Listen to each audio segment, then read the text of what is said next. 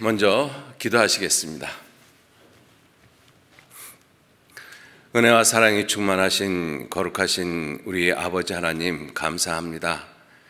하나님의 귀하신 은혜와 능력과 사랑으로 저희들 구원해 주시고 주님의 거룩하신 몸된 교회 안에 우리의 남은 생에 살아가도록 붙잡아 주시고 진리의 말씀으로 가르쳐 주시고 인도해 주시는 모든 은혜를 진심으로 감사를 드립니다.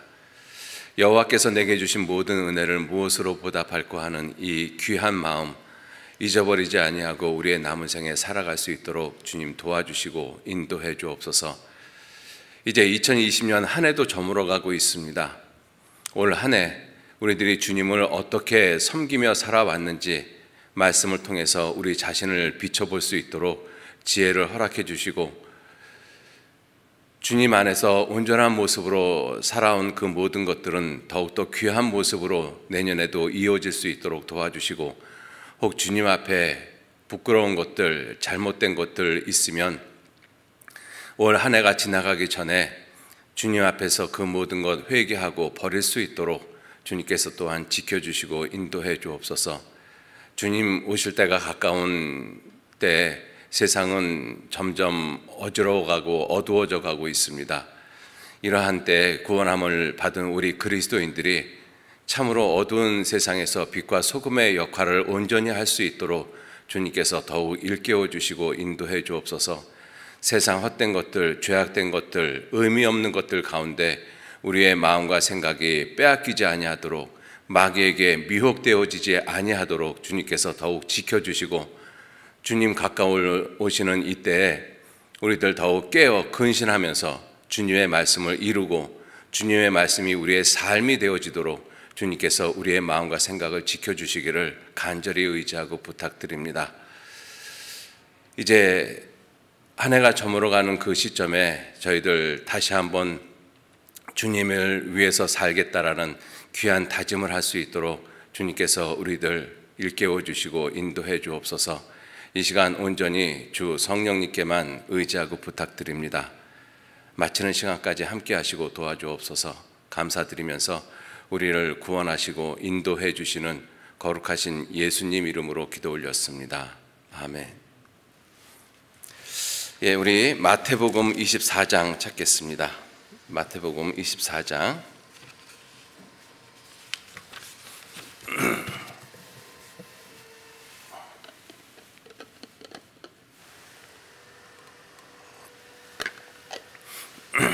마태복음 24장 1절 말씀서부터 5절 말씀까지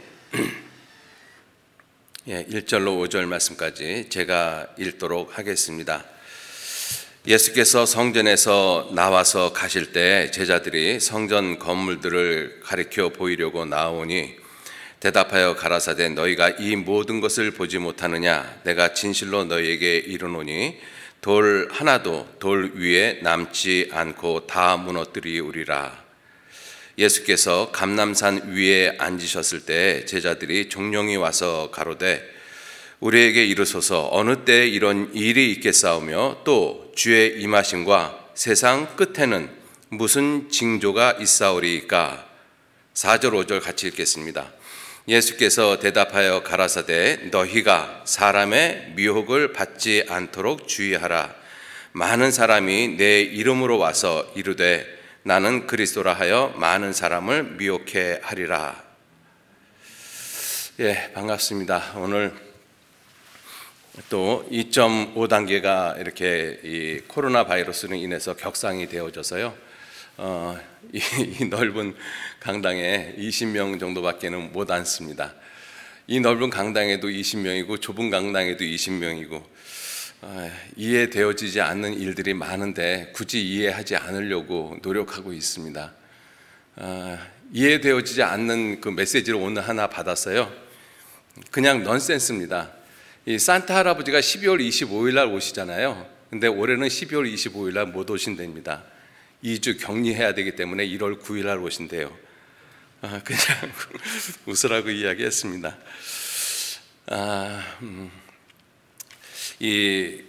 오늘 이 말씀의 주제가 이 4절에 있는 말씀, 너희가 사람의 미혹을 받지 않도록 주의하라.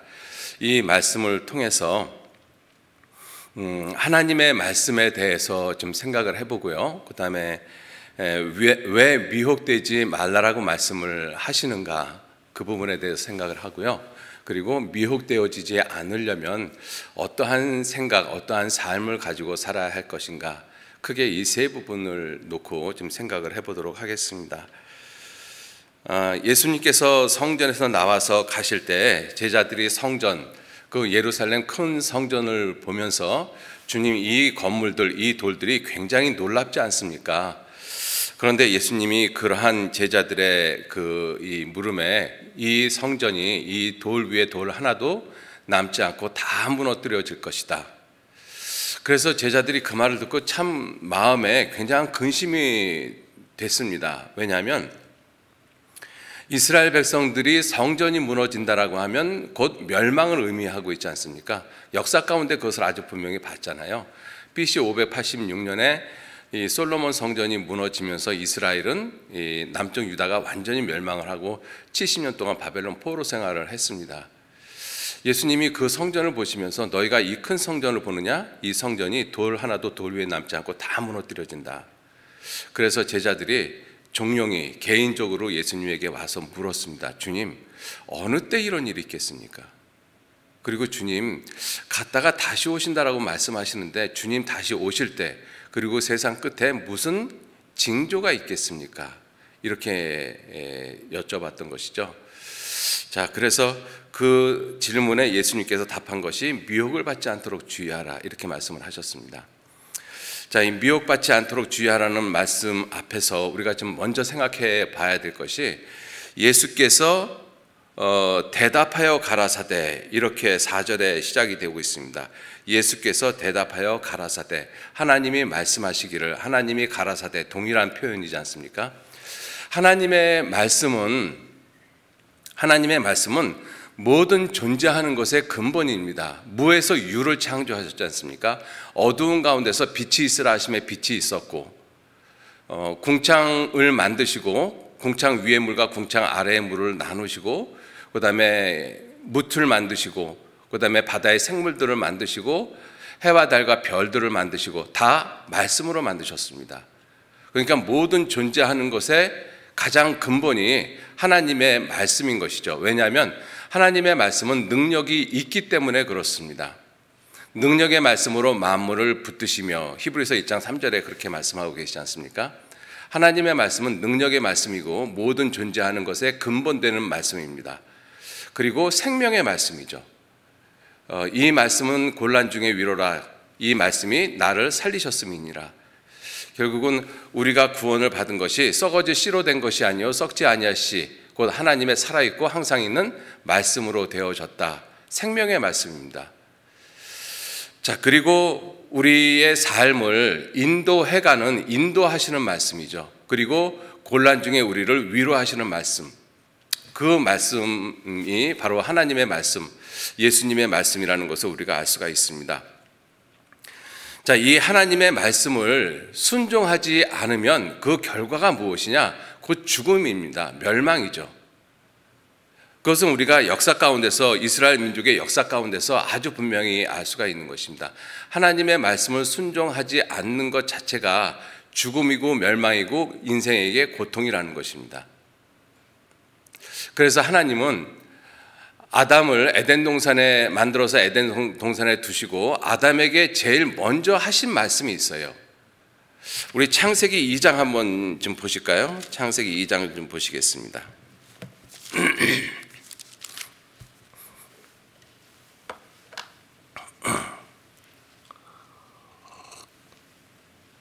창세기 2장 15절 말씀 제가 읽겠습니다. 여호와 하나님이 그 사람을 이끌어 에덴 동산에 두사 그것을 다스리며 지키게 하시고, 여호와 하나님이 그 사람에게 명하여 가라사대. 그래서 하나님이 그 아담에게 명령을 하셨다라는 말씀은 직접적으로 16절에 나와 있습니다. 그런데 15절 말씀에 그 아담을 에덴 동산에 두시고 그것을 다스리며 지키게 하셨다라고 말씀을 하고 계시죠. 모든 선악을 알게 한 나무의 실과를 먹지 말라는 명령 이전에 아담에게 다스리고 지키게 하라는 말씀을 먼저 하셨다라는 것을 우리는 분명히 알 수가 있습니다. 이 다스리고 지키다라는 이 단어를 원어에서 좀 찾아보니까는요, 다스리다라는 그 뜻이 일하다라는 뜻을 가지고 있습니다. 그래서 이 다스리다라는 그 히브리 말이 일하다, 봉사하다, 섬기다, 그리고 경작하다. 그래서 이제 영어 번역에는 cultivate라고 이렇게 이 번역이 되어지는 경우도 있고요. 그리고 예속되어지다까지 이렇게 의미가 확장되어집니다. 그 가장 근본적인 의미는 일하다라는 것입니다. 우리가 여기서 좀 생각을 해볼 수 있는 것이, 하나님은 사람이 놀고 먹도록 만드시지 않았습니다. 그런데 지금 이 에덴 동산의 이 모습을 보면 아담은 마치 놀고 먹는 것처럼 보이잖아요. 왜? 하나님이 아담이 먹을 수 있는 모든 것을 하나님이 다 준비해 놓으셨죠. 아담은 땀 흘리지 않아도 하나님이 주신 거 그냥 놀고 먹으면 되는 거지 않습니까? 근데 마치 그렇게 생각이 되어지는데, 실제 아담은 일하도록 만들어졌다라는 것을 우리가 알 수가 있어요. 다스리다라는 그 의미가 일하다라는 뜻입니다. 이게 무슨 뜻이냐면요, 아담이 죄를 짓기 전에 일을 하는 모습하고 아담이 죄를 지은 이후에 일을 하는 모습이, 이 일의 목적 자체가 달라졌다는 것입니다. 아담이 죄를 짓기 전에 일을 하는 그 모습은 하나님, 자기를 창조하신 하나님을 위해서 섬기고 봉사하는 일입니다.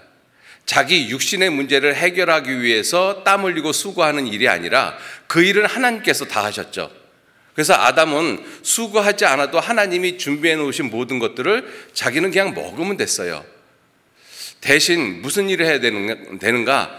자기를 만들어 주신 그 하나님을 사랑하고 하나님께 봉사하고 수종들어 섬기는 일을 하는 것입니다. 그것이 아담에게는 기쁨이고 행복이었다는 것이죠.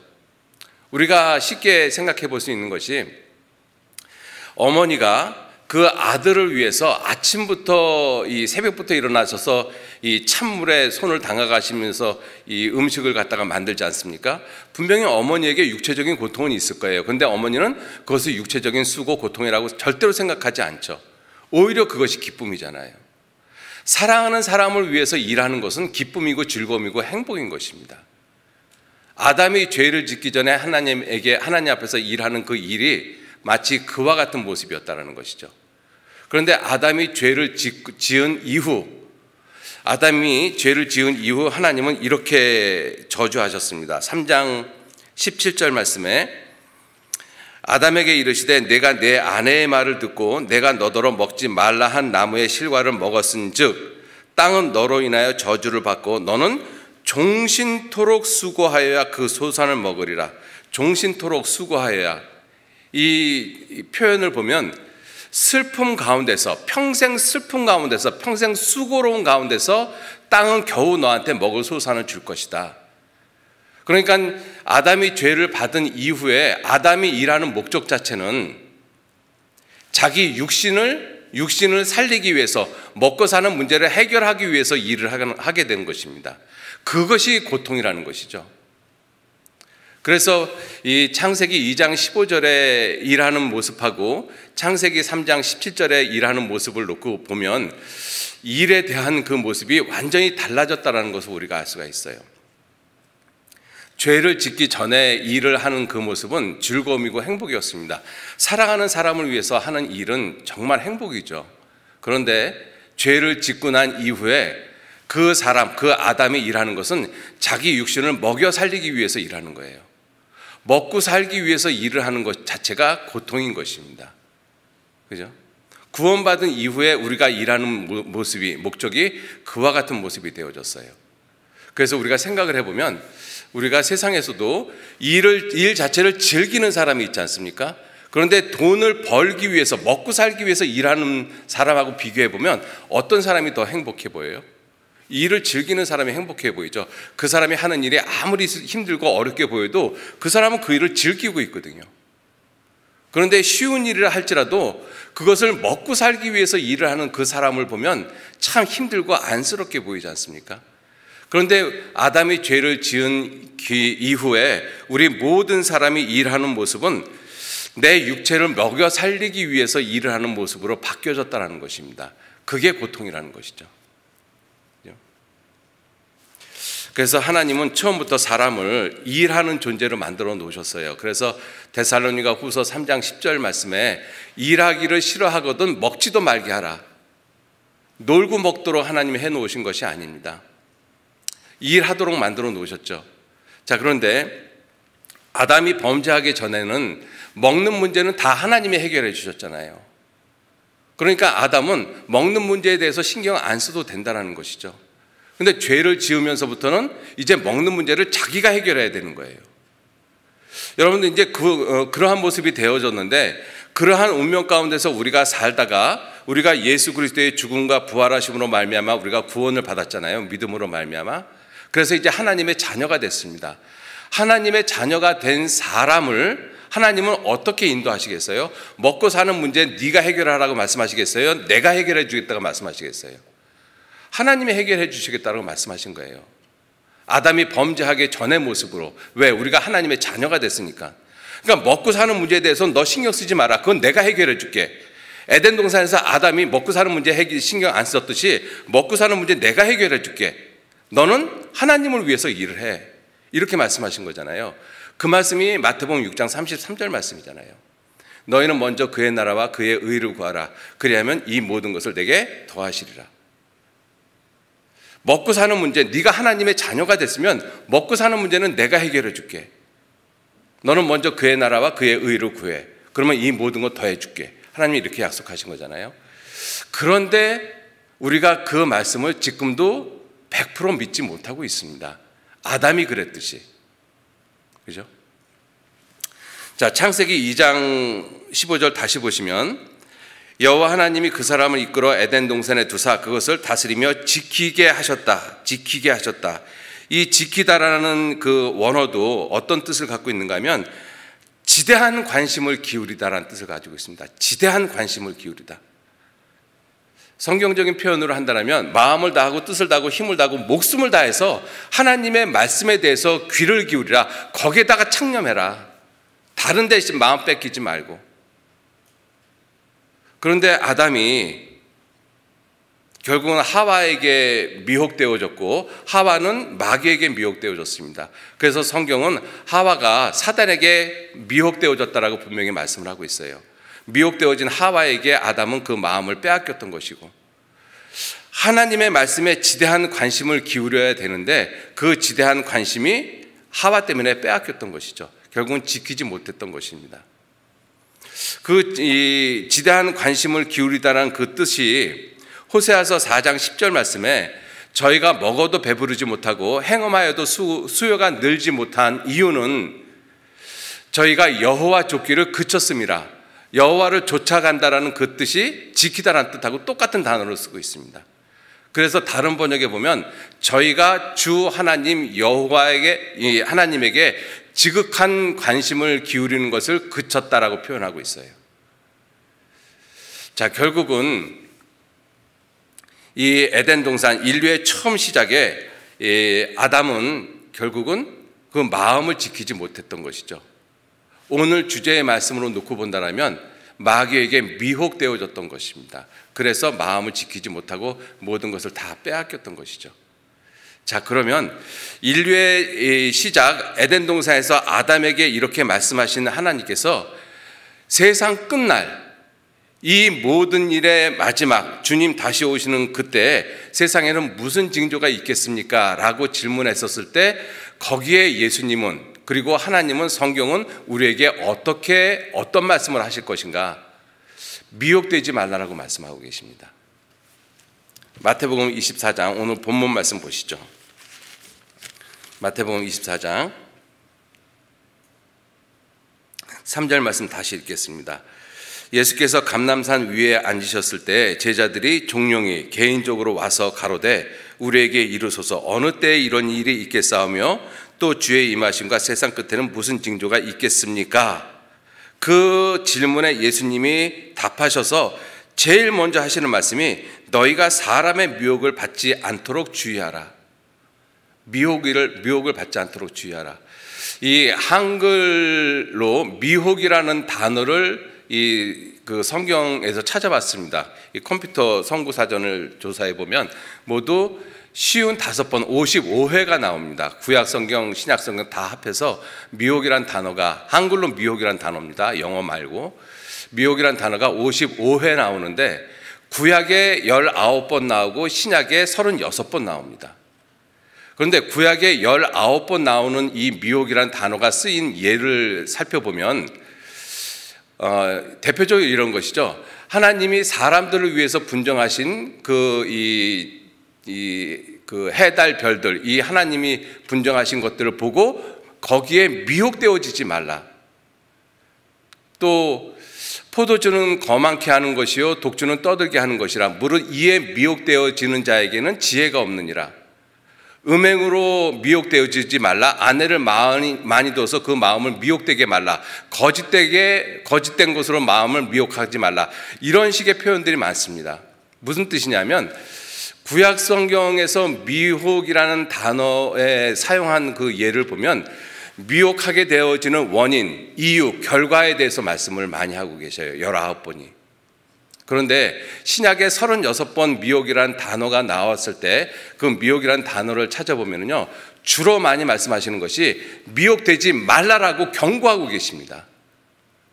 여러분들 마태복음 24장에 미혹이라는 단어가 4번 나오거든요. 한 장에 동일한 단어가 4번 나오는 것은 그렇게 흔치 않습니다. 마태복음 24장, 마가복음 13장, 누가복음 21장. 마가복음에는 3번 나오고 누가복음에는 1번 나옵니다. 그리고 베드로 사도의 서신서라든지 바울 사도의 서신서라든지 요한 사도의 서신서를 살펴보면 모두 마지막 때에 경고하는 것이 미혹되지 말라는 말씀하고 계셔요. 의미 있다라고 생각하지 않습니까? 구약 성경에서는 미혹되어지는 원인, 이유, 결과에 대해서 주로 말씀을 하시고 신약 성경에서는 미혹되지 말라라고 아주 적극적으로 경고하고 계셔요. 왜? 미혹하는 일이 있기 때문에 그렇습니다. 미혹되어지는 일이 있기 때문에 그래요. 미혹하는 자가 있기 때문에 그렇습니다. 여러분들 왜 우리에게 미혹되지 말라라고 분명하게 말씀을 하고 계시는가 하면 미혹하는 자가 세상에 있기 때문이다라고 말씀하고 계셔요. 우리가 잘 알듯이 미혹하는 자가 누구입니까? 마귀죠. 마귀, 적그리스도, 거짓 선지자. 그러한 이 존재들이 분명히 세상에 있다라는 것입니다. 그래서 세상에서 실족해 하는 일이 없을 수는 없으나 주님은 분명히 그렇게 말씀하고 계시죠. 미혹해 하는 자가 있기 때문에 그렇습니다. 그 미혹해 하는 자가 인류의 역사 가운데 모든 시대마다 미혹해 하는 일을 해왔지만 가장 강하게 미혹하는 때가 언제인가 하는 것이죠. 마지막 때입니다. 마지막 때. 요한계시록 12장 한번 보시죠. 요한계시록 12장.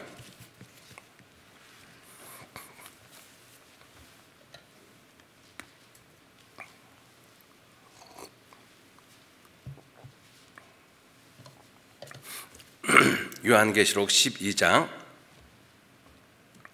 제가 읽겠습니다. 12장 9절 말씀. 큰 용이 내어 쫓기니 곧 옛뱀 곧 마귀라고도 하고 사단이라고도 하는 온 천하를 꿰는 미혹하는 자라. 땅으로 내어 쫓기니 그의 사자들도 저와 함께 내어 쫓기니라. 이 사단이라고 하는 자, 온 천하를 꿰는 자. 자, 그리고 12절에 그러므로 하늘과 그 가운데 거하는 자들은 즐거워하라. 그러나 땅과 바다는 화 있을진저. 이는 마귀가 미혹하는 자가 자기의 때가 얼마 못된 줄 알므로 크게 분내어 너희에게 내려갔습니다. 크게 분내어 너희에게 내려갔다. 여러분들, 마귀는 미혹하는 자, 마귀가 무엇을 가지고 미혹하는가 하면 거짓을 가지고 미혹을 합니다. 그래서 예수님께서도 요한복음 8장 44절 말씀에 마귀에게 대해서 저는 거짓말장이요 거짓의 아비가 되었다. 거짓을 할 때마다 제 것으로 한다라고 되어 있습니다. 진리에 서지 못하고.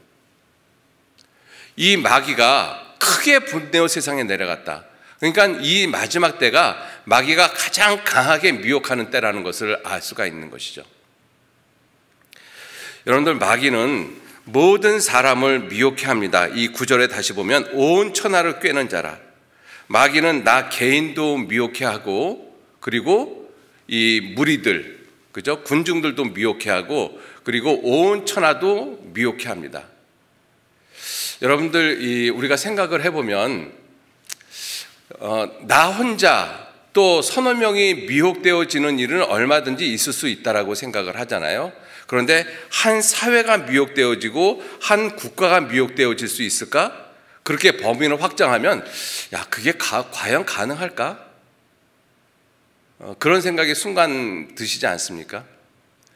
어떻게 이 한 국가, 한 사회가 통째로 다 미혹이 되어질까? 그거는 좀 아닐 것 같다는 생각을 하는데, 역사를 살펴보면 한 국가가 미혹되어지고 사회가 미혹되어지는 경우는 너무나 많이 있습니다. 최근에 예를 들어봐도 2차 세계대전 당시 독일 국민 전체가 미혹되어졌잖아요, 히틀러한테. 그죠? 여러분들 지금 전 세계가 마스크 똑같이 쓰고 있는 거 이상하다고 생각하지 않습니까? 제가 그 부분에 대해서 자세히 말씀을 못 드리겠습니다만은, 어찌됐든 그렇게 미혹이 되어지고, 그리고 예수님 당시에서도 예수님을 십자가에 못 박아 죽이라고 직접적으로 소리쳤던 사람들이 누구예요? 대제사장들입니까? 아니요. 대제사장들한테 미혹되어진 군중들입니다. 군중들. 그죠? 어떻게 그 많은 사람들이 다 미혹이 되어졌을까? 얼마든지 그게 가능하다라는 것을 우리에게 보여주고 있죠. 그리고 마지막 적그리스도가 이 세상을 통치할 때는 한 나라, 한 국가가 미혹되어지는 것이 아니라 온 천하가, 온 세상에 미혹되어진다라고 말씀을 하고 계셔요. 요한계시록 13장 찾았으니까 13장 보시죠. 13장 보시면 적그리스도에 대한 말씀인데 3절 말씀 보시면, 그의 머리 하나가 상하여 죽게 된 것 같더니 그 죽게 되었던 상처가 나음에 온 땅이 이상히 여겨 짐승을 따르고, 용이 짐승에게 권세를 주므로 용에게 경배하여 하며 짐승에게 경배하여 가로되 누가 이 짐승과 같으뇨 누가 능히 이로 더불어 싸우려 하더라. 머리 하나가 상하여 죽게 됐는데 그 죽게 되었던 상처가 나으니까 온 땅이, 온 지구를 가리킵니다. 온 땅이 이상히 여겨 저를 따르고, 온 땅이라고 표현되어져 있잖아요. 13절 말씀 보시겠습니다. 13절, 큰 이적을 행하되 심지어 사람들 앞에서 불이 하늘로부터 땅에 내려오게 하고 짐승 앞에서 받은 바 이적을 행함으로 땅에 거하는 자들을 미혹해 하며, 땅에 거하는 자들을 미혹해 하며, 온 지구상에 있는 모든 사람 다 미혹해 한다는 것입니다. 여러분들, 이게 얼마든지 가능해요. 마귀가 이 일을 계획하고 있는 것을 주님은 아시기 때문에 미혹되지 말라라고 말씀하신 것입니다. 에덴 동산에서 왜 아담에게 다스리며 지키라고 왜 말씀하셨어요? 주님은 보셨잖아요. 마귀가 아담을 미혹해 할 것을. 근데 아담은 그 마귀의 미혹하는 것을 신경을 안 쓰고 살았던 것이죠. 하나님의 말씀에 지극한 관심을 기울여야 됨에도 불구하고 거기에 별로 관심 기울이지 않고 살았습니다. 그래서 결국 미혹되어졌어요. 마지막 때도 주님은 이 마귀가 온 천하를 미혹해 하는 것을 주님 보고 계십니다. 그래서 마지막 때 징조에 대해서 말씀을 하시면서 사람의 미혹을 받지 않도록 주의하라. 이 일이 분명히 있을 것이니까. 여러분들, 지금 전 세계를 보면 뭔가 모르게 전 세계가 똑같은 모습으로 가고 있다는 것 참 놀랍지 않습니까? 어떻게 그렇게 갈 수 있을까? 다른 그러한 모습들이 굉장히 많이 있지만 어떤 그 특별한 이슈하고 문제가 될 것 같아서 말씀드리기가 참 조심스럽습니다. 그런데 하나를 지금 예를 들어서 말씀을 드리면, 우리나라 이 K-팝 가수 중에 방탄소년이 발표한 다이너마이트라는 곡이 있지 않습니까? 그 곡이 얼마 전에 발표가 됐는데 놀랍게도 미국, 영국, 유럽, 아시아, 하다못해 부탄이라는 나라에서까지 9시 뉴스, 메인 뉴스에서 그 다이너마이트가 이렇게 발표가 됐다는 것을 발표를 하고 있더라고요. 어떻게 세계가 그렇게 똑같을 수가 있어요? 이상하다라고 생각하지 않습니까?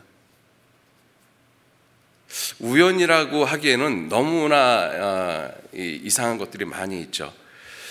자, 이러한 미혹해하는 일이 분명히 있기 때문에 주님은 미혹되지 말라, 사람의 미혹을 받지 않도록 주의하라, 이렇게 우리에게 분명하게 말씀을 하고 계십니다. 자, 그리고 그러한 세상 가운데서 마지막 때에 마귀가 가장 강하게 미혹을 하는 그러한 시기인데, 그러한 시기라고 해서 모든 사람이 다 미혹되어지는 것은 아니에요. 미혹되어지는 사람도 있는가 하면 미혹되어지지 않는 사람도 있어요. 그럼 미혹되어지는 사람이 궁극적으로 누구겠느냐 하는 것이죠. 어떠한 사람들이 잘 미혹되어지느냐 하는 것이죠. 어떠한 사람들이. 먼저 구원받지 않은 사람들을 우리가 생각을 한번 해보시죠. 데살로니가 후서 보시겠습니다. 데살로니가 후서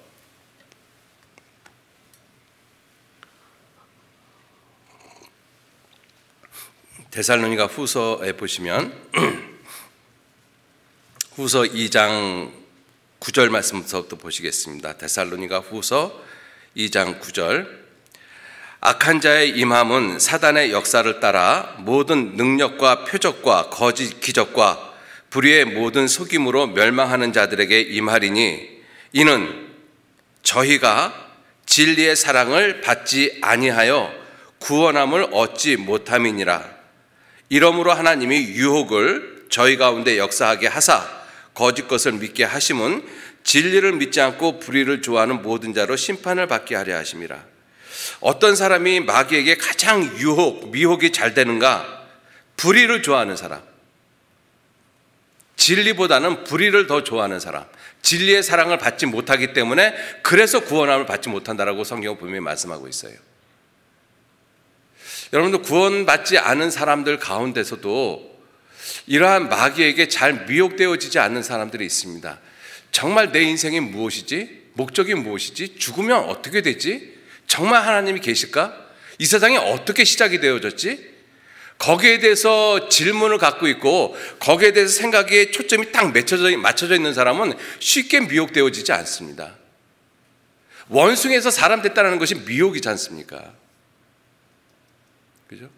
원숭이에서 어떻게 사람이 돼요? 안 되지 않습니까? 그건 배움을 떠나서 생각만 조금 해봐도 원숭이에서 사람 안 되거든요. 그런데 사람 됐다라고 그러잖아요. 그것도 많이 배웠다는 사람들이. 왜 그러겠습니까? 물론 여러 가지 이유가 있지만 미혹되어져서 그렇습니다. 그렇게 보니까 그렇게만 보이는 거예요. 그들이 그럼 왜 그렇게 미혹되어지느냐? 분명히 하나님이 계시고 하나님이 창조한 것이 분명한데도 왜 원숭이가 사람 되고 곰이 사람 됐다라고 이야기를 하느냐? 진리보다는 불의를 좋아하기 때문에 그래요. 사람들을 보면 그런 사람들이 분명히 있습니다. 분명히 불의를 좋아하는 사람들이 있어요. 요상한 거 좋아하는 사람들이 있거든요. 그죠? 정상보다는 비정상적인 걸 좋아하는 사람, 정로보다는 격기를 더 좋아하고, 물론 우리 사람이 나면서부터 격기로 나가서 거짓말을 하는 존재이긴 하지만, 그래도 그러한 사람이라 할지라도 정말 자기 인생에 대해서, 하나님에 대해서, 진리에 대해서 무엇인가 찾고자 하는 사람들이 있습니다. 그러한 사람들은 쉽게 그런 잘못된 교훈이나 교리에 미혹되어지지 않습니다. 그런데 불의를 좋아하는 그러한 사람들이 가장 미혹되어지기 쉽다라고 분명하게 말씀을 하고 있습니다. 자, 그리고 구원받은 사람들 가운데서 미혹되어지는 대표적인 사람들이 어떤 사람들이냐? 구원받은 사람들 가운데서 시편 95편 찾겠습니다. 시편 95편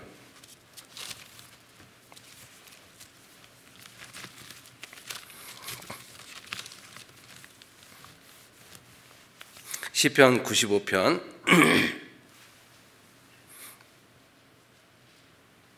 8절 말씀부터 제가 읽겠습니다. 이르시기를 너희는 무리바에서와 같이 또 광야 마사의 날과 같이 너희 마음을 강팍해 하게 말지어다. 그때 너희 열조가 나를 시험하며 나를 탐지하고 나의 행사를 보았도다. 내가 40년을 그 세대로 인하여 근심하여 이르기를 저희는 마음이 미혹된 백성이라 내 도를 알지 못한다 하였노라. 그러므로 내가 노하여 맹세하기를 저희는 내 안식에 들어오지 못하리라 하였도다. 이 광야 40년 생활을 한 이스라엘 민족을 보면 성경은 그 세대를 가리켜서 미혹된 백성이라고 말씀하고 있습니다. 미혹된 백성. 그죠? 이스라엘 백성들에게 이 사도행전 7장 42절에 보면 너희가 광야 40년 동안 내게 감사제를 드린 적이 있었느냐? 한 번도 없었다라고 말씀하십니다. 그럼 뭐 했느냐? 그들 계속 원망하고 불평했어요. 여러분들 출애굽한 남자들만 20세 이상으로 계시된 남자들만 60만 명이 넘지 않습니까? 그 사람들이 광야 40년 기간 동안에 여호수아 갈렙 빼놓고 다 죽었어요. 그런데 음행하다가 죽고 우상 숭배하다가 죽은 사람 다 합쳐도 10만이 안 되어집니다. 나머지 50만 이상이 되는 사람들이 무엇 때문에 죽었느냐? 원망하고 불평하다 죽었습니다. 구원받은 그리스도인이 어떤 사람이 잘못된 교훈, 잘못된 모습에 미혹이 되어지느냐? 원망하고 불평하는 사람들입니다. 작은 것에 원망하는 사람들. 육신적인 이스라엘 백성들의 모습을 보면 전부 다 육신적인 문제 때문에 원망하잖아요. 물이 없다고 원망하고, 먹을 것 없다고 원망하고, 그래서 만나 주니까 고기 달라고 원망하고, 고기 주니까 이제는 정력이 감하니까는 정력이 좋은 마늘 부추 왜 달라고 또 원망하고, 계속 원망의 연속이잖아요.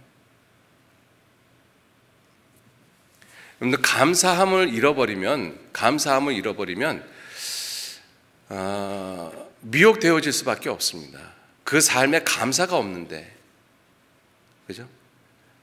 히브리서 13장 9절 말씀에 마음은 은혜로서 굳게 함이 아름답고 마음이 굳어지면, 심지가 굳으면 미혹되어지지 않죠. 근데 구원받은 그리스도인들이 왜 미혹되어지느냐? 감사로 마음이 굳어지질 않았어요. 원망과 불평으로 마음이 굳어졌습니다. 잘못된 것이 받아들이기가 아주 쉽죠.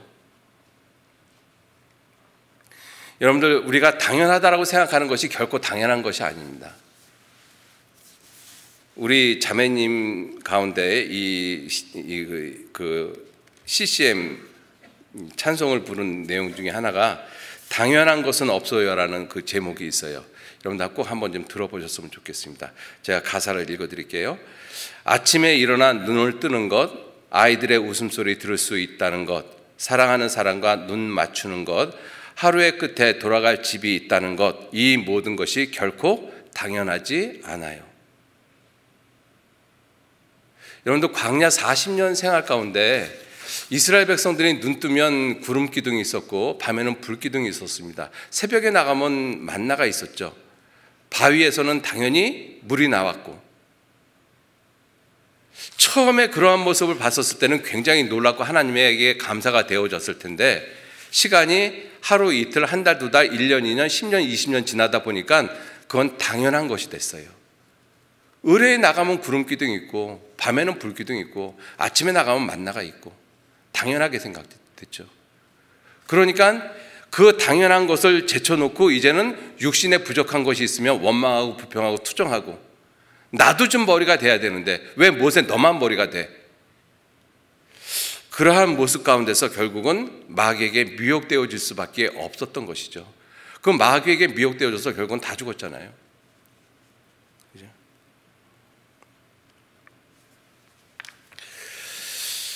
자, 그래서 구원받은 그리스도인들도 심지가 견고하지 못하면, 그 심지가 견고하지 못한 백성들을 미혹된 백성이라 내 도를 알지 못한다 하였노라.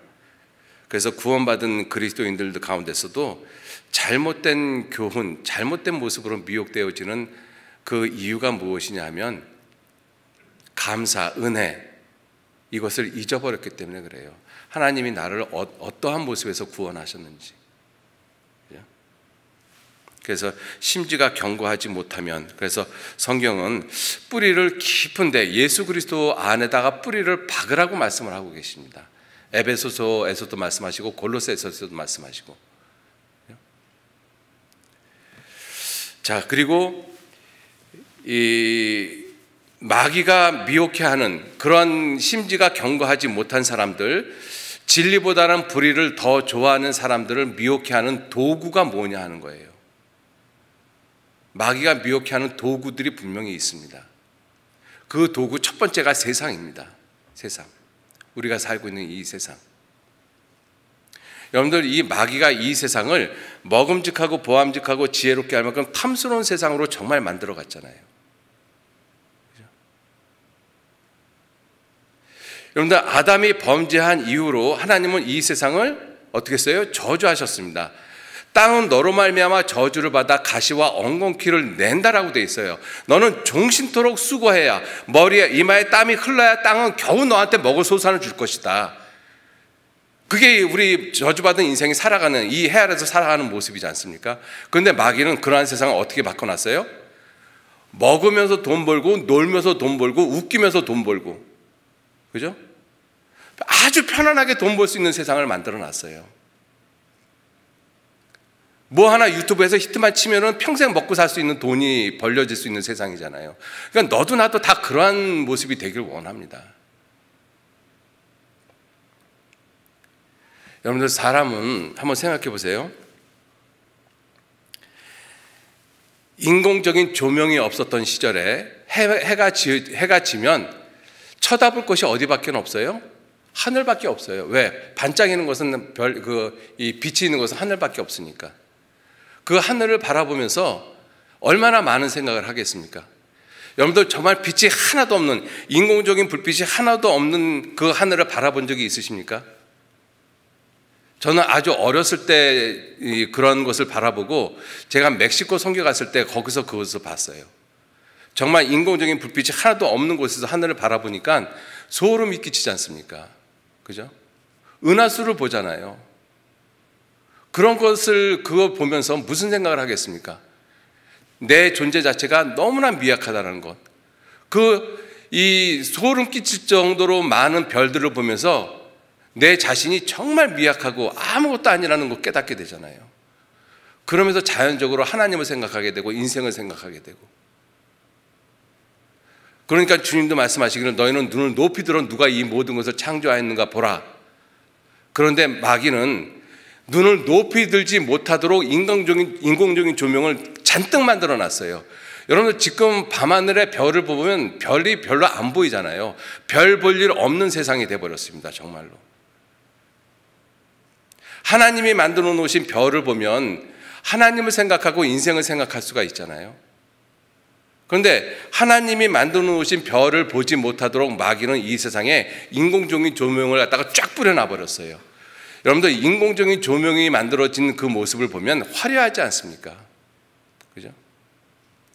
여러분들, 하늘의 별들을, 우리 육안으로 지금 밤하늘의 별들을 보면 화려하게 느껴지진 않습니다. 장엄하게는 느껴져도 화려하게 느껴지진 않죠. 그런데 사람이 만들어 놓은 불빛을 한번 보셔요. 정말 화려하지 않습니까? 아주 마초적인 신경을 갖다가 자극하는 그러한 불빛을 보고 있는 사람들은 무슨 생각하겠어요? 나도 저 세계 속에 들어가서 살고 싶은데, 나도 한번 저렇게 살고 싶은데. 그러한 사람의 마음속에 무슨 하나님을 생각하고 무슨 인생을 생각하겠습니까? 마귀는 세상을 그렇게 바꿔놔버렸어요. 먹음직하고 보암직하고 지혜롭게 할 만큼 탐스러운 세상으로. 나도 한번 세상에서 저렇게 살아봐야 되는데. 구원받지 않은 사람은 말할 것도 없지만 구원받은 사람들 마음속 조차에서도 그러한 마음을 가지고 살 수 있는 시대가 우리 시대라는 것이죠. 하나님 사랑하기보다는 쾌락 사랑하는 것을 더 하는 그러한 마음을 갖도록 마귀는 만들어 놨어요. 여러분들, 이 세상이 미혹되어진 세상입니다. 마귀가 정말 그럴듯하게 만들어 놨어요. 그 세상에서 우리들이 살고 있지 않습니까?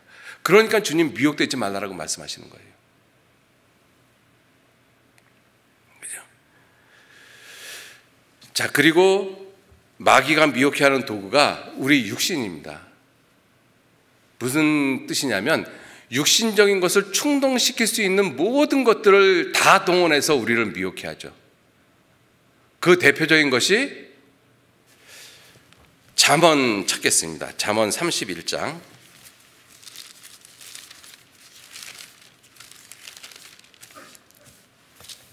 잠언 31장 1절 말씀, 잠언 31장 1절 말씀 제가 읽겠습니다. 르무엘 왕의 말씀한 바 곧 그 어머니가 그를 훈계한 잠언이라. 내 아들아, 내가 무엇을 말할꼬? 내 태에서 난 아들아, 내가 무엇을 말할꼬? 서원대로 얻은 아들아, 내가 무엇을 말할꼬? 이 르무엘 왕, 그 어머니가 자기 자식이 왕이 됐지 않습니까? 왕이 된 자식에게 왕이 된 내 아들에게 내가 무엇을 말했으면 좋을까? 이거를 정말 고민한 흔적이 보이잖아요. 3번씩이나 말씀하고 있잖아요. 내 아들아 무엇을 말할꼬? 내 태에서 난 아들아 내가 무엇을 말할꼬? 서원대로 얻은 아들아 내가 무엇을 말했으면 좋겠니? 그걸 고민하다가 하신 말씀이 첫 번째가 뭐예요? 내 힘을 여자들에게 쓰지 마라. 그죠? 여자들에게 쓰지 마라. 왕들을 멸망시키는 일, 다른 나라 왕을 멸망시킨다라는 그런 의미도 갖고 있지만 인류의 역사 가운데 멸망치 않은 왕들이 별로 없지 않습니까? 거의 대부분 다 왕들이 멸망을 했어요. 정권을 끝까지 잘 유지하는 왕들이 별로 그렇게 많지가 않습니다. 그죠? 다윗 왕의 삶에 흠집을 내게 한 게 뭐겠느냐? 여자지 않습니까? 그죠? 지금 우리 시대는 여자는 남자 조심해야 되고 남자는 여자 조심해야 돼요. 사람 조심해야 되는 것이잖아요. 그죠? 사람이 사람으로 말미암아 넘어지거든요. 왕에게 하시는 말씀이 여자 조심하라. 이거 여자를 폄하하기 위해서 하시는 말씀이 아니에요. 그죠? 사람의 마음속에 남자고 여자고 뭐가 있어요? 음욕이 있습니다. 이 음욕 때문에 다 넘어져요. 음욕 때문에. 지금 마귀는 우리가 살고 있는 이 세상에 이 음욕을 발산하는 것을 죄라고 가르치고 있지 않습니다. 그러니까 간통죄도 폐지시켜버렸잖아요. 그 사람이 결혼한 사람이든 아니든 내가 사랑하는 사람끼리 같이 사랑하는데 왜 정부가 간섭하느냐? 간섭하지 마라. 성경은 뭐라고 말씀하고 계셔요? 간음하는 자 돌로 쳐서 죽이라고 말씀하고 계십니다. 마귀는 바꿔놔버렸잖아요. 사람에게는 남자고 여자고 본성적으로 음욕이 있어요. 이건 그죠? 그래서 그 음욕에 미혹되지 말라라고 말씀하시는 것입니다.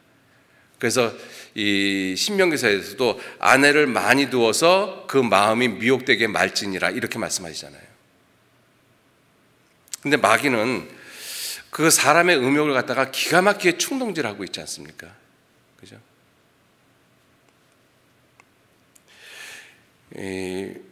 자, 그리고 또 보시면 3절에 내 힘을 여자들에게 쓰지 말며 왕들을 멸망시키는 일을 행치 말지어다. 르무엘아, 포도주를 마시는 것이 왕에게 마땅치 아니하고 왕에게 마땅치 아니하며 독주를 찾는 것이 주권자에게 마땅치 아니하도다. 또 마귀가 사람을 미혹하는 것 중에 하나가 무엇이냐면 육신을 즐겁게 하는 술입니다. 술. 여러분들 술 소비량은 우리나라만 보더라도 매년 증가되고 있어요. 그리고 술 먹는 그 연령도 낮아지고 있다는 것이잖아요. 그러니까 지금은 술 중독에 빠져 있는 사람들이 정말로 많습니다. 의외로 많아요. 그러니까 이 술에 빠져 있는 사람들은 마귀가 미혹 안 해도 저절로 그 속으로 들어가는 사람이지 않습니까? 그러니까 이 음욕에 대해서, 이 술 취하는 것에 대해서 하지 말라라고 말씀을 하고 계시죠. 술을 마시다가 법을 잊어버리고 모든 강건한 백성에게 공의를 굽게 할까 두려우니라. 자, 이러한 모습으로 마귀는 우리 육체적인 그 말초적인 쾌락을 갖다가 이용을 해서 우리를 미혹해 하고 있다는 것입니다. 여러분들 그 바이러스가 코로나 바이러스만 두려워할 것이 아니라 마귀가 내 생각 속에 집어넣는 바이러스 있어요. 그죠? 이런 음욕이라는 바이러스, 돈이라는 바이러스, 쾌락이라는 바이러스, 이거 분명히 내 속에다 집어넣거든요. 근데 우리는 코로나 바이러스만 생각하고 있잖아요. 코로나 바이러스 그거 막으려고 지금 마스크 끼고 있잖아요. 그죠? 내 생각 속에 마귀가 집어넣는 그 바이러스를 막으려고 우리는 뭐 하고 있습니까? 마귀가 내 생각 속에 바이러스를 집어넣는다는 생각조차도 우리들은 안 하고 살고 있습니다. 그러니 마귀가 미혹하기가 얼마나 좋겠어요. 여러분들, 우리가 인터넷 검색하다 보면 우리가 정말로 성경을 공부할 때도 인터넷 같은 거 검색 많이 하잖아요. 그런데 검색하다 보면 팝업 창이 뜨잖아요. 팝업이 툭 튀어나오다는 뜻입니다. 내가 예기치 않았는데 갑자기 어떤 창이 팍 튀잖아요. 그런데 거기 그러한 창들이 대부분 다 음란한 창들입니다. 그죠? 그러니까 어떤 때는 형제자매들 앞에서 그런 인터넷 검색하기가 참 민망스러울 때가 있어요. 그런 창이 팍팍 뜨니까. 자, 그러한 모습이 마귀가 내 생각 속에서도 팝업 창을 갖다가 툭툭 튀어놓습니다. 난 정말 하나님 앞에서 간절하고 깨끗한 마음으로 기도하는데 갑자기 음란한 생각이 머릿속에 툭툭 튀어나오잖아요. 잔인한 생각들이 튀어나오고. 그게 팝업 창이잖아요, 내 머릿속에. 마귀는 기가 막힌 모습으로 나를 갖다가 미혹하고 있거든요. 그런데 우리들은 아무 준비도 안 하고 살아요.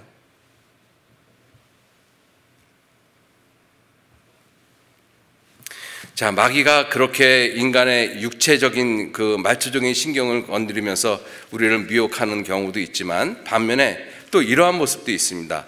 누가복음 21장 한번 보시죠. 누가복음 21장. 누가복음 21장.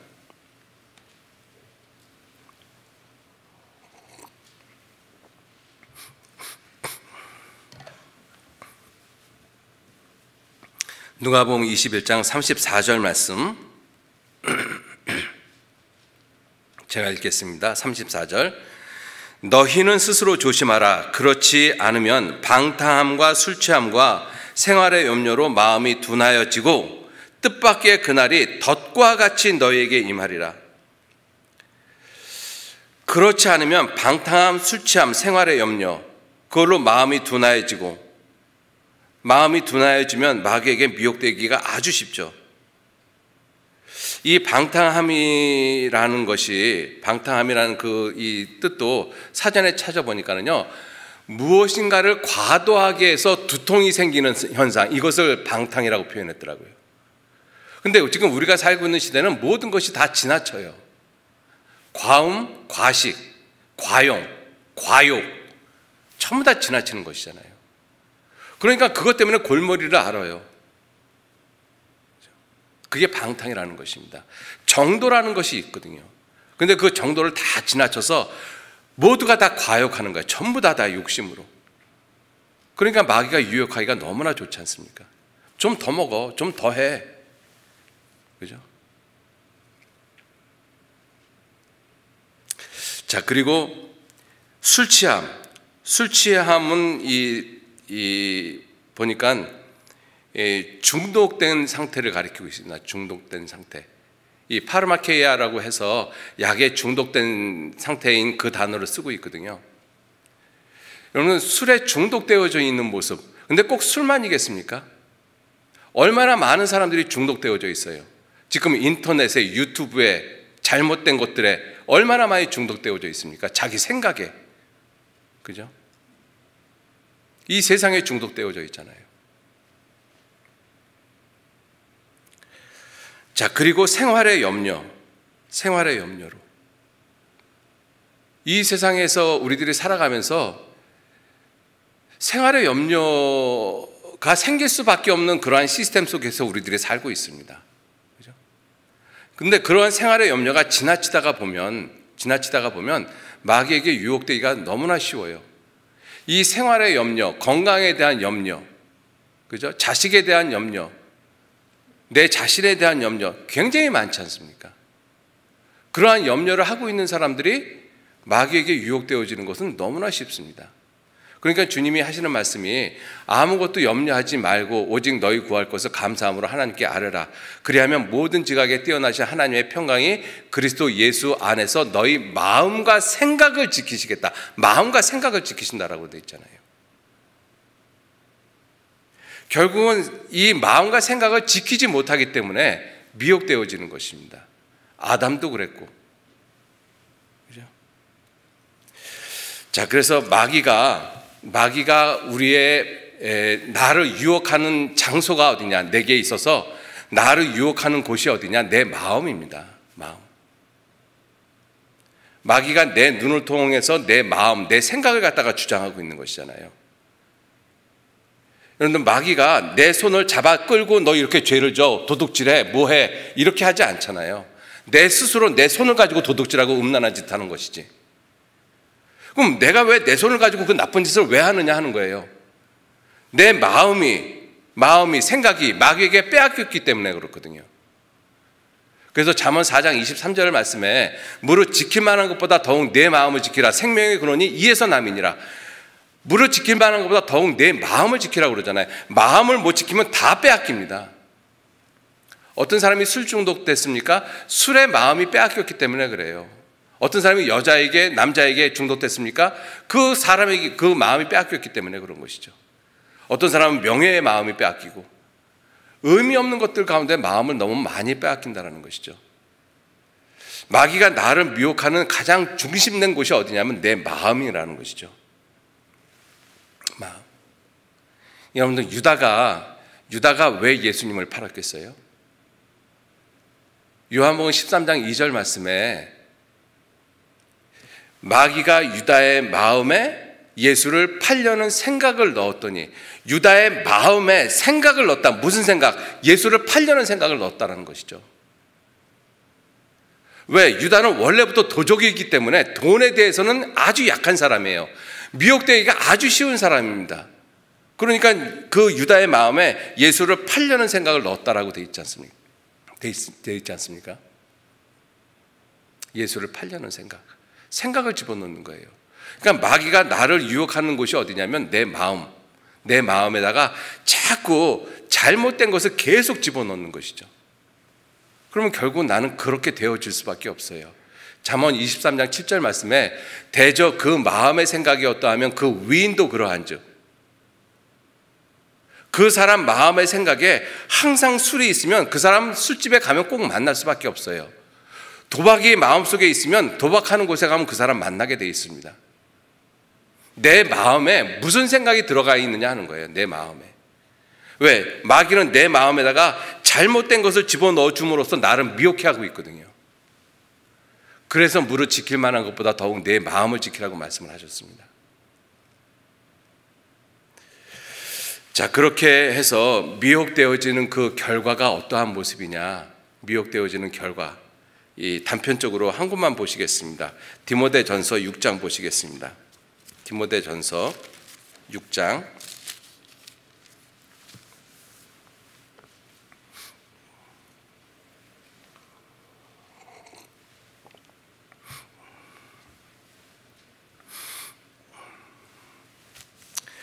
디모데전서 6장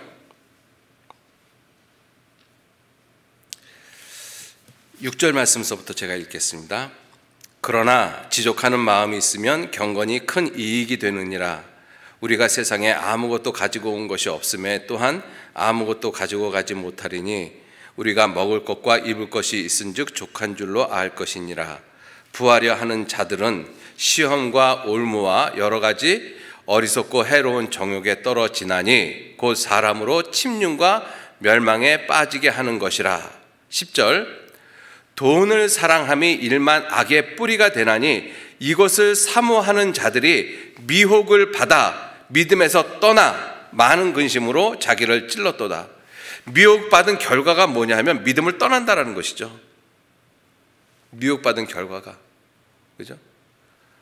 그래서 진리의 사랑을 받지 못하여 구원함을 얻지 못함이라. 구원받지 못하는 사람의 대표적인 이유입니다. 왜? 불의를 좋아하기 때문에. 구원받은 사람도 왜 미혹을 받느냐? 그 하나님의 은혜와 사랑, 감사에 대한 생각보다는 원망, 불평, 투정, 이러한 것이 삶에 있으면 결국은 미혹을 받게 되어지고 미혹을 받은 결과 믿음에서 떠나게 된다는 것입니다. 믿음에서 떠난다. 여러분들, 우리가 떠나지 말아야 될 것이 있지 않습니까? 롯은 아브라함을 떠나지 말아야 되는 것이고, 그렇죠? 대만은 바울을 떠나지 말아야 되는 것이고, 우리는 교회를 떠나지 말아야 되는 것이고, 그런데 미혹을 받으면 떠난다라는 것이죠. 교회도 떠나고 하나님도 떠나고 성경도 떠나고, 그러다 보니까 가정도 떠나고 아내도 떠나고 자식도 버리고. 여러분들, 미혹되어지는 결과가 굉장히 끔찍하다는 것입니다.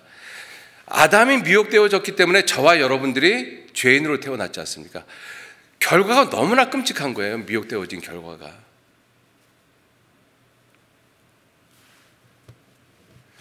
그래서 주님이 우리에게 마지막 때 우리에게 당부하시는 말씀이 미혹되지 마라, 미혹받지 마라. 그것을 거듭거듭 말씀을 하고 있습니다. 자, 그러면 마귀는 그와 같은 모습으로 여러 사람들을 미혹을 하는데, 그러한 마귀에게 미혹되어지지 않으려면 어떻게 해야 되느냐 하는 거죠.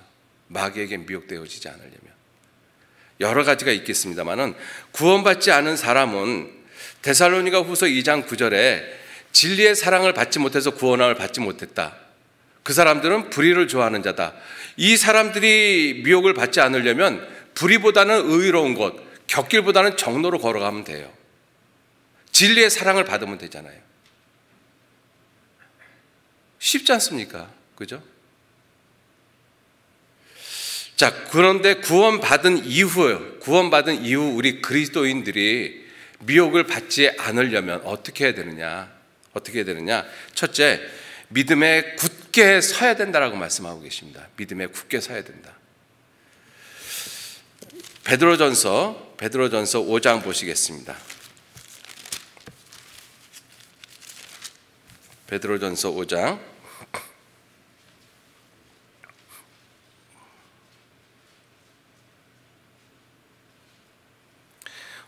8절 말씀서부터 7절 말씀서부터 읽겠습니다. 베드로전서 5장 7절, 너희 염려를 다 주께 맡겨 버리라. 이는 저가 너희를 권고하심이니라. 근신하라, 깨어라. 너희 대적 마귀가 우는 사자같이 두루다니며 삼킬 자를 찾나니, 너희는 믿음을 굳게 하여 저를 대적하라. 너희는 믿음을 굳게 하여 저를, 미혹하는 자를 대적하라. 그러면 미혹되지 않는다는 것이죠. 미혹하는 자를 대적할 수만 있다라면 미혹받지 않을 수 있는 것이죠. 그죠? 그래서 믿음을 굳게 해서 이 대적하는 자를 대적하라고 말씀을 하고 있습니다. 그래서 이제 염려하지 말라는 말씀을 이제 먼저 하고 계시는 것이고요. 자, 그렇게 믿음을 굳게 해서 이 대적하려면 골로새서 2장에는 믿음에 굳게 서서 감사함을 넘치게 하라고 말씀하십니다. 감사함을 넘치게 하라. 이 구원받은 이후에 정말 감사가 중요한 것이죠. 감사함을 넘치게 하라. 찾아보시겠습니다. 골로새서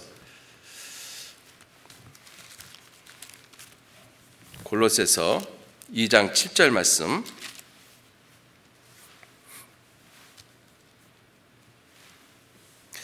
그 안에 뿌리를 박으며 세움을 입어 교훈을 받은 대로 믿음에 굳게 서서 감사함을 넘치게 하라. 믿음에 굳게 서서 감사함을 넘치게 하는 사람들은 틀림없이 미혹되어지지 않습니다. 원망과 불평하는 사람이 미혹되어지는 것이지. 자, 그리고 1장 23절에 만일 너희가 믿음에 거하고 터 위에 굳게 서서 너희 들은 바 복음의 소망에서 흔들리지 아니하면 그러하리라. 너희 들은 바 복음의 소망에서 흔들리지 아니하면, 믿음에 거하고 터 위에 굳게 서서. 여러분들, 복음이 우리에게 준 소망이 있지 않습니까? 천국에 대한 소망, 나를 구원하시는 예수님을 기다리는 소망, 그죠? 놀라운 소망이 있습니다. 하나님이 우리에게 주신 그 생명, 소망, 이 모든 것들은 내가 생각할 수 있는 것이 아니라 내가 생각 밖에 있는 것들을 다 주신 거예요. 하나님은. 자, 그래서 믿음에 굳게 서라, 이렇게 말씀을 하고 있습니다. 자, 그리고 예수님이 직접 하신 그 말씀 가운데 미혹되어지지 않는 방법, 예수님이 직접 하신 말씀 한번 찾아보겠습니다. 마가복음 13장 보시죠. 마가복음 13장.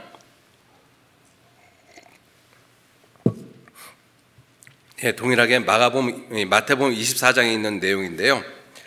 마가복음 13장부터 먼저 좀 보시겠습니다. 예수님이 동일하게 마지막 때 징조에 대해서 이렇게 쭉 말씀을 하시고, 그리고 32절, 그러나 그 날과 그때는 아무도 모르나니 하늘에 있는 천사들도 아들도 모르고 아버지만 아시느니라. 주의하라, 깨어 있으라. 그때가 언제인지 알지 못함이니라. 가령 사람이 집을 떠나 타국으로 갈 때 그 종들에게 권한을 주어 각각 사물을 맡기며 문지기에게 깨어 있으라 명함과 같으니라. 그러므로 깨어 있으라. 집주인이 언제 오는지, 혹 저물 때일는지 밤중에 일는지 닭 울 때일는지 새벽에 일는지 너희가 알지 못함이니라. 그가 호련히 와서 너희 자는 것을 보지 않도록 하라. 미혹되어지지 않는 가장 중요한 것, 예수님이 직친히 하신 말씀이잖아요. 깨어 있으라, 깨어 있으라. 여러분들, 이 깨어 있으라는 것이 육신을 두고 하신 말씀이 아니잖아요. 우리 마음이 깨어 있으라는 것입니다. 생각이 깨어 있으라는 것이잖아요. 그죠? 육신이 새벽 1시, 2시, 3시, 4시가 돼서 잠자지 말고 깨어 있으라, 이 뜻이 아니지 않았습니까? 왜냐하면 마태복음 24장에 이렇게 말씀을 하고 있어요. 마태복음 24장 48절에 만일 그 악한 종이 마음에 생각하기를 주인이 더디 오리라 하여 동무들을 때리며 술친구들로 더불어 먹고 마시게 되면, 이 악한 종은 늦은 시간인데 새벽인데도 술친구들하고 먹고 마시잖아요. 깨어있는 상태잖아요. 그죠? 육신이 깨어있는 상태지 않습니까? 이건 육신을 깨어있으라고 하신 말씀이 아니지 않습니까? 마음이 깨어있으라, 생각이 깨어있으라는 것입니다. 그 마음이 깨어있고 생각이 깨어있으라는 그 구체적인 내용이 무엇이겠습니까? 주인에 대해서 초점을 맞춰라. 내 존경하는 주인이 언제 오실까? 그분이 가셨는데 언제 집으로 돌아오실까? 나는 모르잖아요. 종은 모르잖아요. 그러니까 주인이 돌아오시기를 생각하고 깨어있으라는 것입니다. 그리고 주인이 명하신 그 말씀을 깊이 생각하라는 것이죠. 깊이. 주님이 내게 무엇을 당부하셨는가? 주인이 떠나시면서 나한테 무엇을 부탁하시고 무엇을 당부하셨는가? 그거 잊지 말라는 것입니다. 여러분들, 주님이 승천하시고 가시면서 많은 말씀을 우리에게 당부하고 가셨습니다. 그 말씀 마음속에 깊이 간직하라는 것입니다. 깨어있으라는 것이죠. 예수를 깊이 생각하라. 성경에 생각하라는 말씀이 의외로 많습니다. 보세요. 예수님이 친히 하신 말씀에 하늘에 나는 까마귀를 생각하라. 까마귀 생각해서 뭐하게 해요? 들에 있는 백합화 생각해봐라. 롯의 처를 생각해라. 자기에게 거역한 일을 참으신 자를 생각하라. 예수를 깊이 생각하라. 내 말한 것을 기억하라, 생각하라. 물론 그건 바오사도께서 하시는 말씀이지만, 그죠? 얼마나 생각하라고 많이 말씀하고 계십니까? 깨어있으라는 뜻이지 않습니까? 깨어있으라. 주님이 우리에게 무슨 말씀을 어떻게 하셨는지 그 말씀에 지대한 관심을 가지라는 것입니다. 지대한 관심. 그게 깨어있는 것인데, 마지막 때에는 마귀가 우리가 그렇게 깨어있지 못하도록 여러 가지의 모습으로 미혹해 하고 있다는 것이죠. 여러분들, 내 생각이 깨어있지 않으면 결국은 마귀가 미혹하는 그 생각에 사로잡힐 수밖에 없고, 그러면 결국은 나도 미혹되어질 수밖에 없습니다. 그래서 이 깨어있으라고 주님이 당부하신 말씀은 굉장히 중요하죠. 마음이 깨어있어야 된다. 생각이 깨어있어야 된다. 그러면 구체적으로 마음과 생각이 깨어있는다라는 것이 무엇일까 한번 생각을 해보시죠. 마음과 생각이 깨어있는다라는 것이.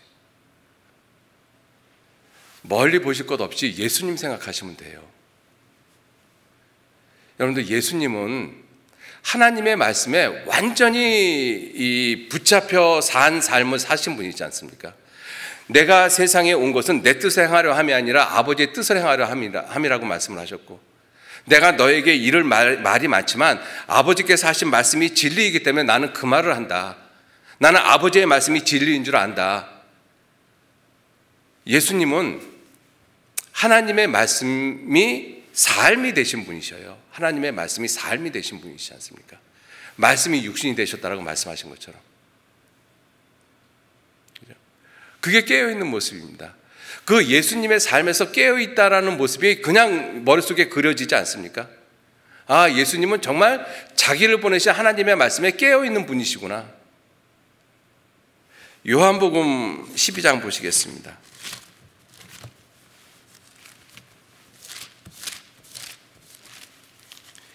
요한복음 12장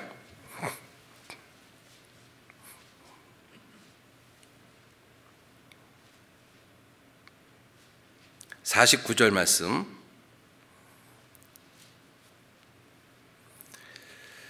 제가 읽겠습니다.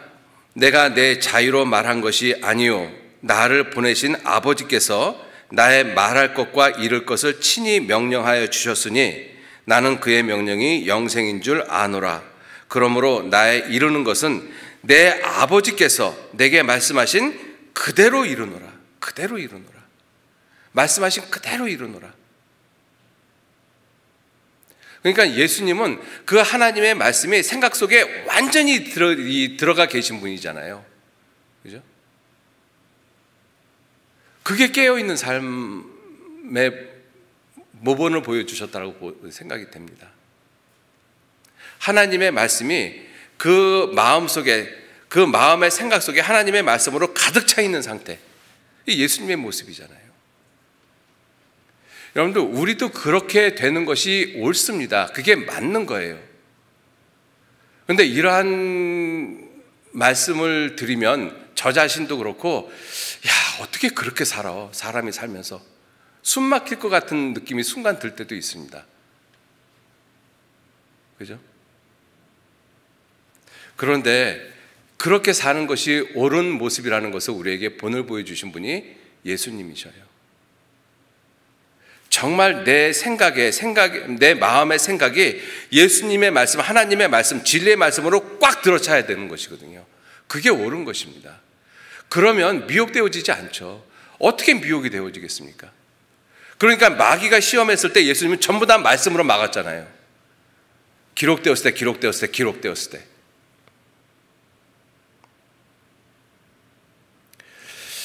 그래서 마귀에게 미혹되어지지 않으려면 이 하나님의 말씀이 내 속에, 내 마음 속에 가득 차야 되는데, 그것이 하나의 이론이 아니고 실제의 삶이 되어져야 된다는 것입니다.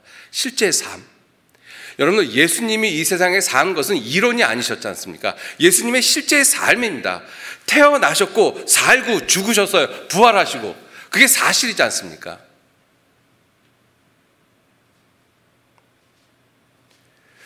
여러분들, 그러한 미혹되어지지 않는 실제적인 삶을 살기 위해서는 정말 마음의 생각의 변화가 절대적으로 중요합니다. 절대적으로. 내 생각이 변하지 않으면 내 삶은 절대로 안 변해요. 내 생각이 변해야지만 내 삶이 변합니다.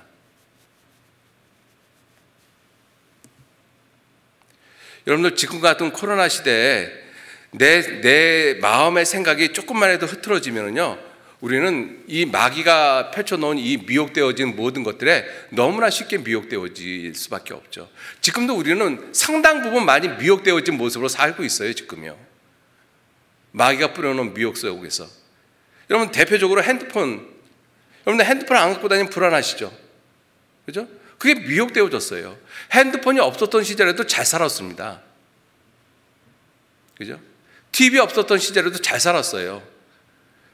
이 인공적인 조명이 없었던 시절에도 하늘의 별 보고 잘 살았습니다. 다 미혹되어져 있잖아요, 지금. 그죠? 그렇기 때문에 정말로 내 생각이 하나님의 말씀으로 완전히 내 마음이 지배되어지지 않으면, 그 지배되어진다는 그 뜻이 이론이 아니고 그것이 실제가 되어야 된다는 것이죠. 실제가. 그게 안 되면 저도 여러분들도 마귀에게 미혹되어질 수밖에 없어요.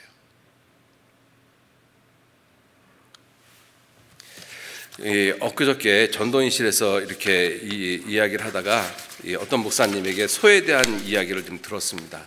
그래서 소에 대한 것들을 좀 조사를 하다가 이 인터넷에서 여러 가지 좀 찾아봤는데 깜짝 놀란 것을 제가 좀 있어서 저만 알고 있는 것인지 모르겠습니다만은 하여튼 저한테는 교훈이 돼서 지금 말씀을 좀 드리려고 합니다.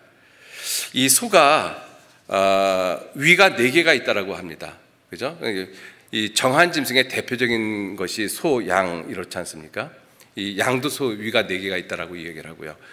근데 이 소가 양이 4개인데 첫 번째 위가 혹위라고 불리어지고, 그래서 이 혹위가 약 10kg 정도가 된답니다.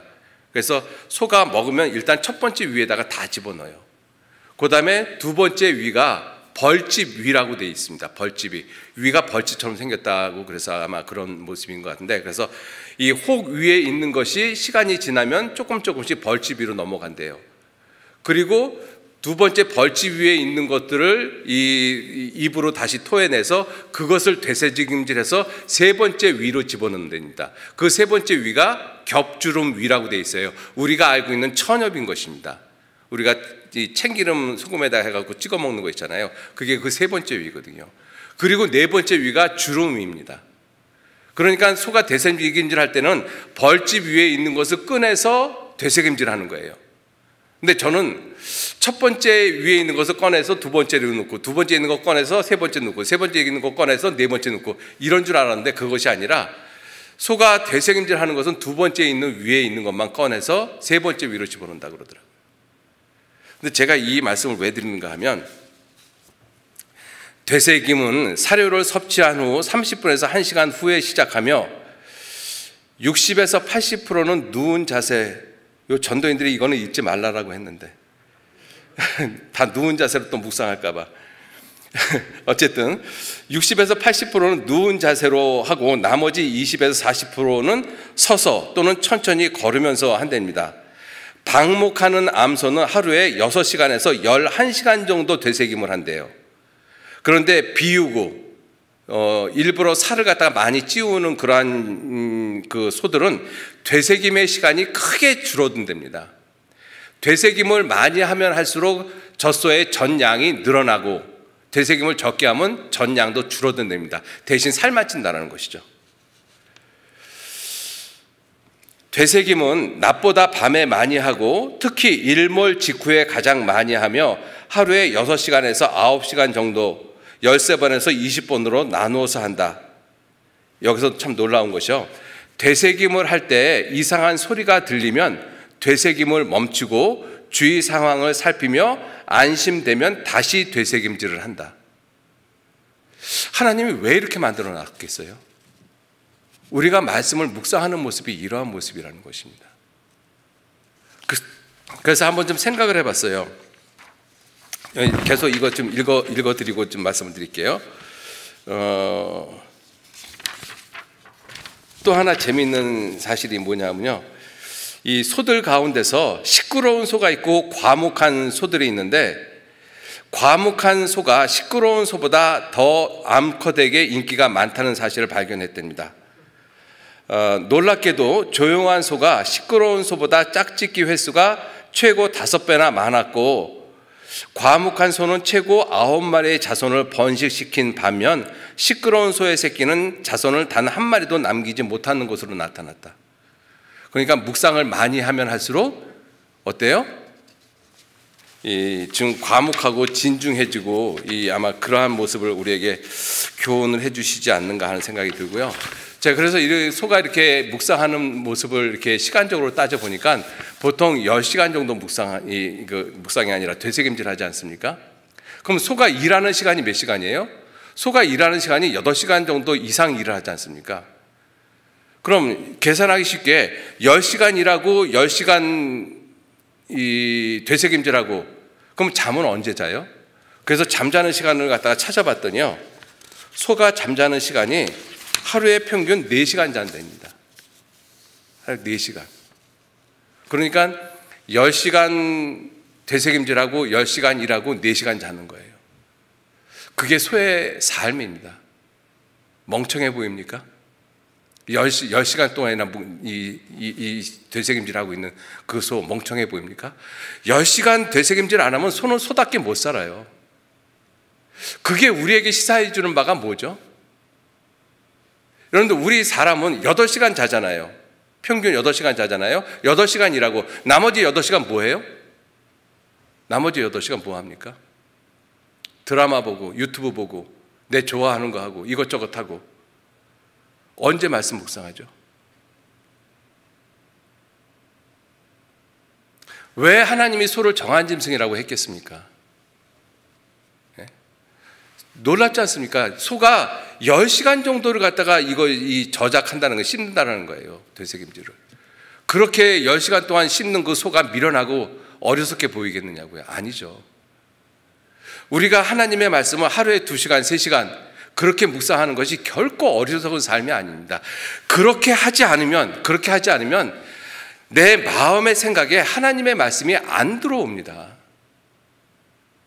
세상 것이 들어와요. 왜? 우리 눈, 귀, 들리는 모든 것들이 다 세상 것들이지 하나님의 말씀이 안 들리잖아요, 세상에. 하나님의 말씀은 내가 노력해서 들어야 돼요. 그러지 않습니까? 자, 그래서 정말 미혹되어지지 않는 그 실제적인 삶을 살아야 됩니다. 그것이 무엇이냐? 하나님의 말씀을 내 마음의 생각 속에 계속 집어넣어줘야 돼요. 마귀는 그렇게 하지 못하도록 하는 것이잖아요. 그래서 주님은 무릇 지킬 만한 것보다 더욱 내 마음을 지키라. 마음을 지키라는 것이 뭐예요? 그 마음에다가 하나님의 말씀을 자꾸 집어넣어주라는 것입니다. 쉬지 말고 하루에 몇 시간이 됐든 몇 날이 됐든 죽을 때까지. 예수님의 마음에는 무슨 생각들이 들어있었을 것 같아요? 예수님의 마음속에는?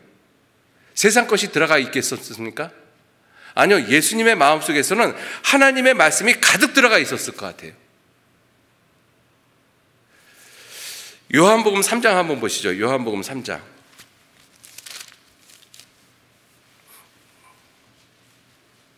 요한복음 3장 14절. 34절이요. 죄송합니다. 요한복음 3장 34절.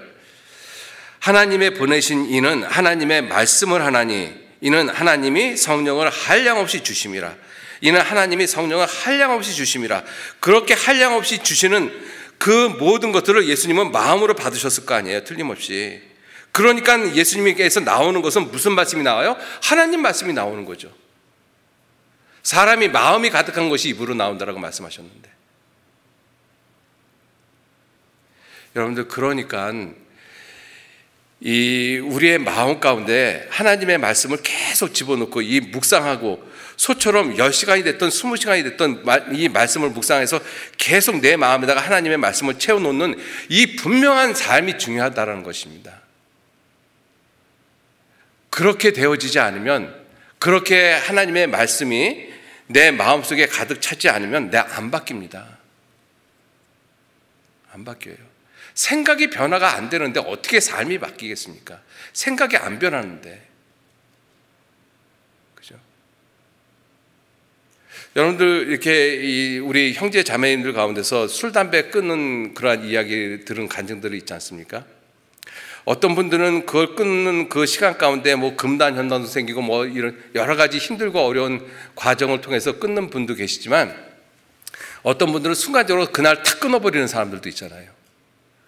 수십 년간 술 먹고 담배 피고 그랬었는데 순간 탁 끊어버리잖아요. 금단 현상 전혀 없습니다. 왜 그럴 것 같습니까? 생각이 바뀌었기 때문에 그래요. 생각이 바뀌면. 생각이 안 바뀌고 자기 의지로 하려다 보니까 너무 힘든 것이죠. 생각이 바뀌면 하나님이 해주시거든요. 생각의 변화가 정말로 중요합니다. 생각의 변화가. 내 생각이 바뀌어야 돼요. 그래서 이 하나님은 우리에게 하시는 말씀이 내 생각을 바꾸기 위해서, 내 마음을 지키기 위해서 하라고 말씀하신 것이 있어요. 잠언 3장 보시죠. 잠언 3장.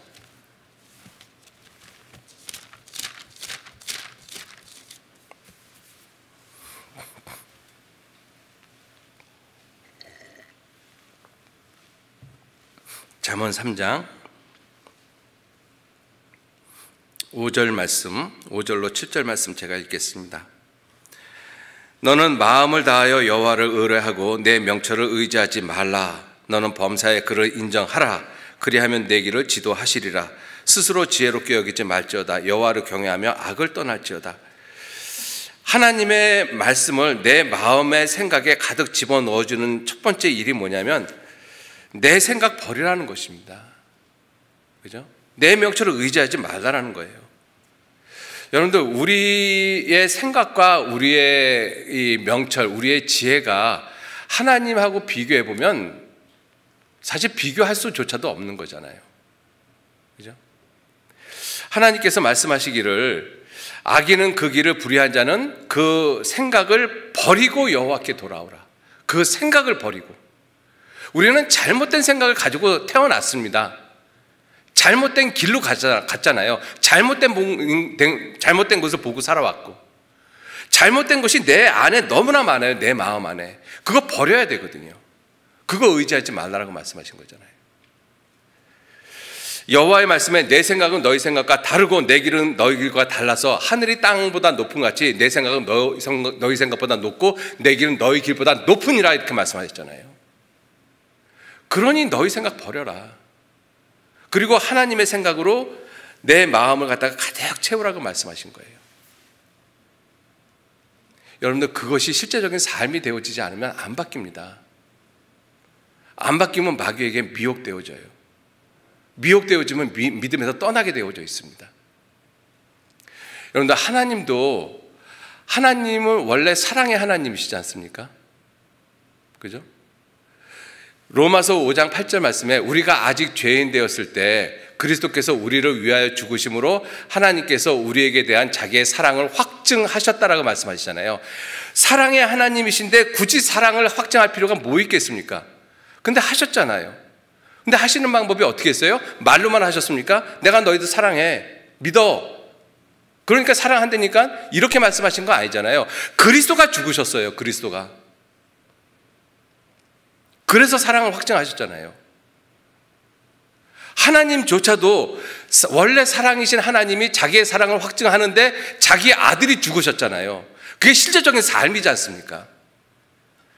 우리의 믿음을 확증하는데 우리도 들은 지식만 가지고 머릿속에 있는 것만 갖고 확증이 되어지겠습니까? 아니요. 삶을 통해서 확증을 해야죠. 삶을 통해서. 어떤 분들은 구원 확증하러 오시는 분이 있어요. 성경 있는 말씀 찾아가지고 구원 확증하거든요. 영원한 속죄 깨닫습니까? 예, 깨닫습니까? 구원 받았습니다. 그게 확증이라고 생각하십니까? 물론 그것도 가장 중요한, 가장 처음에 확증해야 되는 중요한 방법 중에 하나지만, 구원받은 지 몇 년이 되셨으면 이제 그 방법은 그만하셔야 되잖아요. 어떻게 확증하셔야 돼요? 삶을 통해서 확증해야죠. 삶을 통해서. 내가 정말 믿음에 있는가 확증을 해야 되지 않습니까? 너희가 믿음에 있는가 너희 자신을 시험하고 확증하라. 그리스도 예수께서 너희 안에 계신 줄 너희가 스스로 알지 못하느냐? 그렇지 않으면 너희가 버리운 자니라. 얼마나 무서운 말씀입니까? 그 확증을 뭘 가지고 해야 돼요? 영원한 속죄, 히브리서 9장 12절 말씀. 나 믿어. 과거, 현재, 미래 다 종소했어. 그게 확증이라고 생각하십니까? 구원받으신 지 오래되신 분들? 아니지 않습니까? 하나님도 자기의 사랑을 확증하기 위해서 그리스도가 죽으셨는데, 나는 내 믿음을 확증하기 위해서 내가 죽는 게 뭐가 있어요? 바울사도는 고린도전서 15장 31절 말씀에 나는 날마다 죽느라 그랬잖아요. 날마다 죽느라. 내 생각 가운데서 죽어야 되잖아요. 죽어야 됩니다. 정말로. 시편 119편 보시겠습니다. 시편 119편.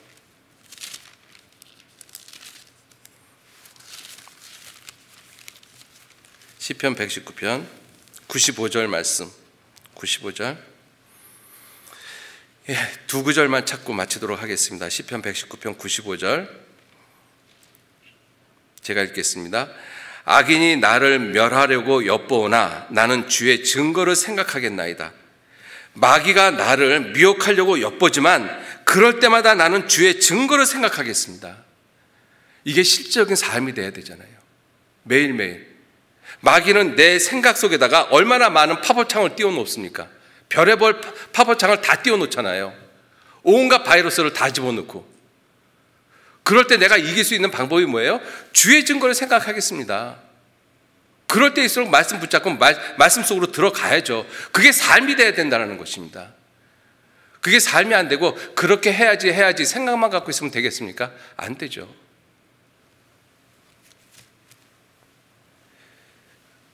시편 94편 19절 말씀, 19절 말씀 제가 읽겠습니다. 내 속에 생각이 많을 때 주의 위안이 내 영혼을 즐겁게 하시나이다. 내 속에 생각이 많을 때, 이러저러한 생각들 많잖아요. 그죠? 염려되는 생각들, 뭐 쓸데없는 생각들, 뭐 세상에 대한 생각들, 많은 생각들이 있을 때 주의 위안이, 주의 위로의 말씀이 내 영혼을 즐겁게 하나이다. 여러분들, 이러한 것이 정말로 내 삶이 되어져야 됩니다. 주님은 마지막 때에 마귀가 우리를 미혹해 할 것을 아셔요. 분명히 보십니다. 그래서 미혹되지 말라고 우리에게 여러 가지 모습으로 말씀을 하고 계셔요. 아담에게 다스리며 지키라고 말씀하셨어요. 하나님은 보셨잖아요, 마귀를. 아담은 못 봤지만. 우리도 마귀가 미혹하는 것을 잘 보지는 못하지만 예수님은 너무나 분명하게 보고 계시잖아요. 그러니까 마지막 때에 미혹되어지지 말라고 우리에게 당부하고 계시는 것입니다. 여러분들, 코로나 탓만 할 것이 아니라 정말 이러한 시기에 내 믿음의 현주소가 어디 있는지 살펴보셔야 돼요. 정말로 중요합니다. 주님 앞에 주님 오셨을 때 주님이 나를 모른다라고 하시면 그때는 어떻게 하시렵니까? 진짜로 끔찍하지 않습니까? 그죠? 주님 곧 오십니다. 같이 기도하고 마치겠습니다. 우리를 사랑하시는 거룩하신 아버지 하나님, 마지막 때에 마귀가 이 세상을 요란케 하고 있습니다. 하나님이 저주하신 세상, 땀 흘려야 되는 세상, 그러한 세상을 먹음직하고 보암직하고 지혜롭게 할 만큼 탐스러운 세상으로 바꿔가고 있습니다. 이러한 세상에서 우리의 믿음이 어디에 있는지 살펴볼 수 있도록 한 해가 저물어가는 이 시점에 말씀을 통해서 깊이 생각할 수 있도록 지혜를 허락해 주시고, 우리의 마음과 생각이 하나님에 대해서, 말씀에 대해서, 예수 그리스도의 십자가에 대해서 깨어 있을 수 있도록 주님께서 붙잡아 주시고 인도해 주옵소서. 마귀의 유혹에 넘어가지 아니하도록 주님 붙잡아 주시고 인도해 주시기를 간절히 간구드립니다. 하나님 도와주시고 인도해 주옵소서. 감사드리면서 우리를 끝날까지 지켜주시고 인도해 주시는 거룩하신 예수님 이름으로 기도 올렸습니다. 아멘.